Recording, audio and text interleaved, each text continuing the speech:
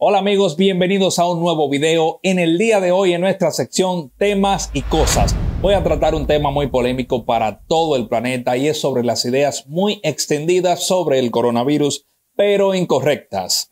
Voy a enfocar el siguiente análisis principalmente sobre las medidas socioeconómicas adoptadas en mi país para combatir la propagación de la pandemia, que básicamente son muy parecidas en el resto de países de Latinoamérica, de manera que el análisis es parcialmente compatible para todos. Quien piense que las medidas adoptadas por las autoridades contra la pandemia son intrínsecamente contradictorias tiene motivos de sobra para pensarlo. Y es que, por ejemplo, se prohíben las reuniones de más de 10 personas convivientes, pero en la práctica esto solo se aplica al ocio y al entretenimiento. En los transportes, las aulas y los centros de trabajo apenas hay límites y en todos estos casos existen contactos prolongados y estrechos con alto riesgo de transmisión. Se obliga a llevar mascarilla en todo momento y lugar, incluso paseando a tu perrito en una calle solitaria, pero se permite que los clientes se quiten la mascarilla para consumir en locales interiores cerrados. También se prohíbe la presencia de público en espectáculos deportivos al aire libre, sin embargo se abren los cines. Se persiguen los grupos que están compartiendo por el delito de la aglomeración, pero instituciones del gobierno y partidos políticos realizan actividades masivas repletas de gente, incluso en lugares cerrados. Se prohíbe caminar al aire libre por la noche, pero se permite que los detenidos por violar el horario nocturno del toque de queda duerman todos juntos en una misma celda. Personas que ni se conocen y viven todos en domicilios distintos. Amigos, no faltan razones para pensar en todo este caballo corriendo sin cabeza. Debemos tener claro que no hay experiencia previa de una situación como la actual con la ciencia de hoy y que por lo tanto muchas de las medidas adoptadas no dejan de ser tiros a ciegas, experimentos sin una validación basada en una experiencia científicamente documentada. Pero hay algo que deberíamos todos entender. Desde que comenzó la pandemia hay suficiente recorrido como para que se hayan publicado una infinidad de estudios epidemiológicos que analizan el impacto de las diversas medidas en la propagación del virus, tanto con modelos predictivos como con datos de recapitulación de la situación. Y aunque pueda haber diferencias en los resultados, si del conjunto de los estudios puede extraerse una conclusión general, es esta: cualquier restricción es más beneficiosa que ninguna en absoluto. En eso, contentos o no, estamos todos de acuerdo. Por ejemplo, y por citar un caso reciente, vamos a referirnos al estudio publicado el mes pasado en The Lancet por la Future Network for COVID-19 de la Universidad de Edimburgo, que estudia el efecto de la pandemia en las medidas adoptadas en 131 países y su posterior levantamiento. Por lo tanto, es sorprendente que a algunos les sorprenda el hecho de que ciertas medidas suaves y parciales de restricción de movilidad, como las adoptadas en la República Dominicana, estén influyendo positivamente en la evolución de la pandemia. Lo que iría en contra de los estudios sería precisamente lo contrario, que no tuvieran ningún impacto beneficioso. Es absurdo tratar de negar que las medidas en mi país y otros de Latinoamérica a la fuerza tienen que reducir la carga de contagios. Ahora bien, es muy importante subrayar el poderoso motivo por el cual en algunos países no se han tomado medidas similares. Vamos a referirnos al memorándum de John Snow, publicado por The Lancet, el cual es una declaración firmada por más de 6.900 investigadores y profesionales de la salud de todo el mundo y que recoge el consenso científico actual sobre el COVID-19. Y uno de esos consensos es este: el aislamiento prolongado de grandes porciones de la población es prácticamente imposible y altamente contrario a la ética. La evidencia empírica de muchos países muestra que no es viable restringir brotes incontrolables a secciones particulares de la sociedad. Esta estrategia además incurre en el riesgo de exacerbar aún más las desigualdades socioeconómicas y la discriminación estructural que la pandemia ya ha dejado de manifiesto. Los esfuerzos especiales para proteger a los más vulnerables son esenciales, pero deben ir de mano de estrategias en varios frentes a nivel de toda la población.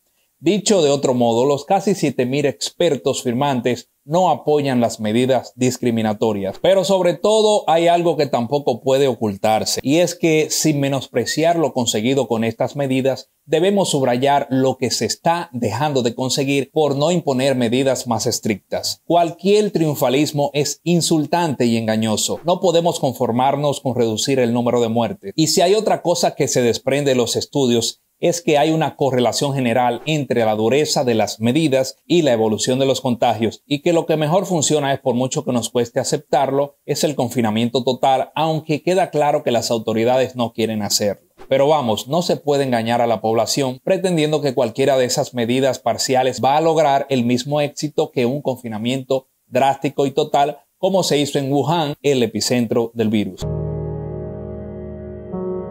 Y sí, hay que salvar la economía, lo sabemos, y de ahí las medidas parciales. Pero debemos tener claro esto: quienes aconsejan son los científicos y quienes deciden son los políticos. Salvar la economía es tarea de los políticos. No podemos pretender que los científicos, cuyo objetivo es salvar vidas, aconsejen otras medidas que no sean aquellas que más vidas salvan. Ningún médico recomendaría a un paciente que fume poco. Ningún científico experto real, basándose en la ciencia actual, puede recomendar otra cosa que no sea un confinamiento total. Y en cuanto a salvar la economía, obviamente no voy a entrar aquí en cuestiones de las que conozco muy poco, pero para ello confío en el criterio de los científicos sociales, economistas, investigadores y académicos. Y lo que muchos de ellos están diciendo es que lo mejor para salvar la economía no es ir tanteando más o menos este temporal con una agonía prolongada durante años y años,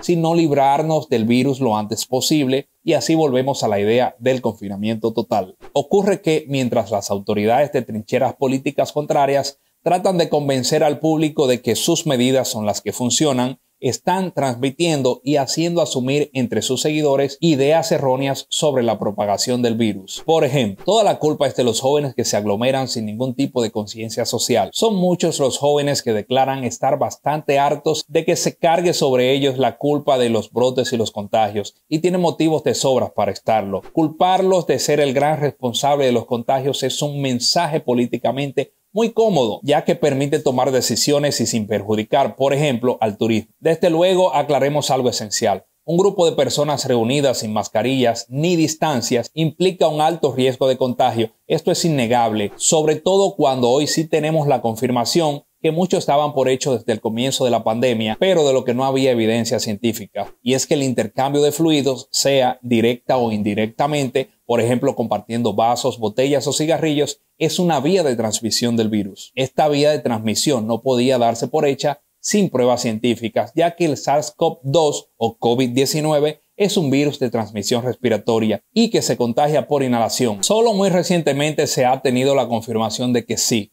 el virus tragado en lugar de inhalado también puede contagiar. Pero dicho esto, tomar medidas que impiden los compartir sociales solo logra eliminar los contagios debidos a dichos compartir como tal. Así que la cuestión real debería ser: ¿cuál es la cuota de contagios debido a esta razón? El problema es que en mi país y otros no se publican datos detallados de escenarios de contagio. Solo se nos sueltan ciertos datos concretos que apoyan las medidas que las autoridades quieren justificar. Se nos ha dicho que la tercera parte de los contagios se produce entre los jóvenes. Y aunque sin duda esta cuota de contagios supera en mucho la representatividad demográfica de este sector en particular, en cambio se evita contar el resto de la historia, y es que la gran mayoría de los contagios se producen entre personas de más de 30 años. Incluso si los jóvenes fueran la causa de cientos de contagios, aún así habría muchos otros cientos de contagios más que no tienen nada que ver con estas actividades. Y por mucho que interese a todos salvar la economía, no puede dejarse de lado que un grupo de personas reunidas y consumiendo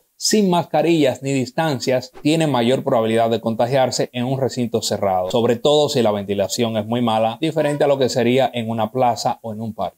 La revista Science ha publicado una nueva revisión titulada Los motores de propagación del SARS-CoV-2 o COVID-19, en la que un grupo de investigadores repasa de forma magistral y enormemente clasificadora todo el conocimiento actual sobre la epidemiología del virus. Y recogiendo estos datos, los autores de la revisión nos cuentan dónde se están produciendo la gran mayoría de contagios en todo el mundo. Y esto es en los hogares. Y desde luego también en otros enclaves residenciales como prisiones, dormitorios de trabajadores, o residencias de ancianos. Según los autores, es 6 veces más probable infectarse en casa que en cualquier otro lugar. Ahora bien, ¿cuándo entra en casa el virus? ¿Dónde se ha contraído? La respuesta del estudio dice en cualquier otro lugar, dado que, subrayan los autores, la gran mayoría de los contagios proceden de eventos de supercontagio, es decir, personas que por motivos todavía desconocidos son capaces de transmitir el virus a docenas, mientras que la gran mayoría no contagia a nadie. El riesgo depende más de la presencia de un supercontagiador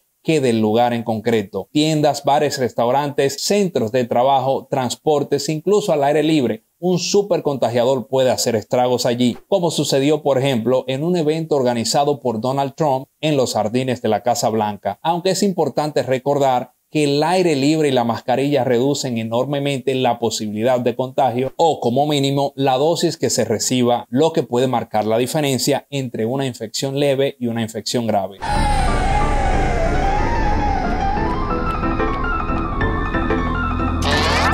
En resumen, sin duda es necesario controlar todos los escenarios de riesgo, incluyendo las aglomeraciones. Quien haya entendido lo contrario es que no ha estado prestando la debida atención. Pero cualquier intento por centrar la atención exclusivamente en las aglomeraciones es un intento de desviarla de otros escenarios de riesgo, que probablemente no den tan buen beneficio político.